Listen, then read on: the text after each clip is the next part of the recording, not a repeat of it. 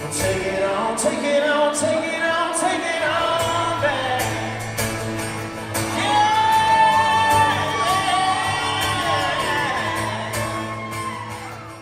Hey everyone, it's Amy, and I'm here at the FM106.1 Class of 2015 event with Chase Bryant. How are you? Hey, good to see you. I'm glad You to be here. are a guy who knows how to start the year off right.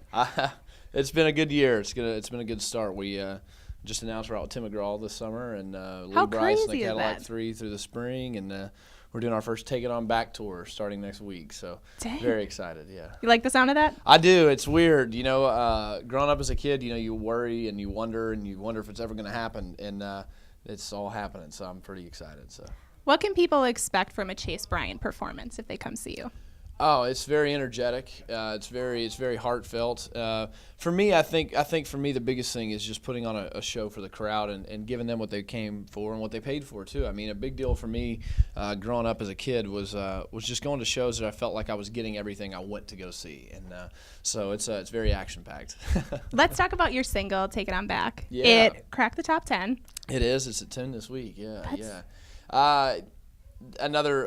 It's kind of a dream come true. I mean, for me, growing up, my uncles were in a band called Ricochet, and they had a #1. So I'm kind of chasing after them now. But now, living out your dreams and doing those kind of things, and being from a small town of 800 or 900 people, it's just one of those things that you never dreamed could happen, and now it's happening. So hard work pays off. So. Definitely. What's the story behind this song?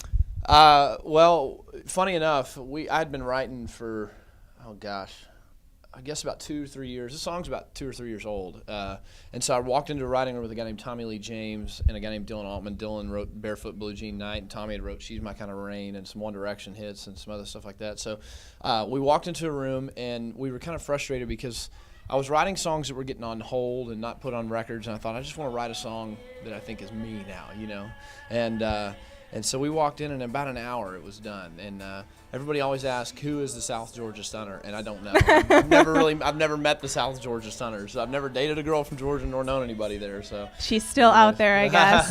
Yeah. Yeah. So with the success of Take It On Back, do you find yourself falling into a trap of trying to recreate the magic you found with that song? Oh, no. I think for me, a story kind of goes somewhere, evolves from there. So I'm always trying to finish the story, which I hope the story's never done. I hope it's something that just goes and goes and goes, and when it's done is when I'll be done. So I'm always trying to create something new and something different.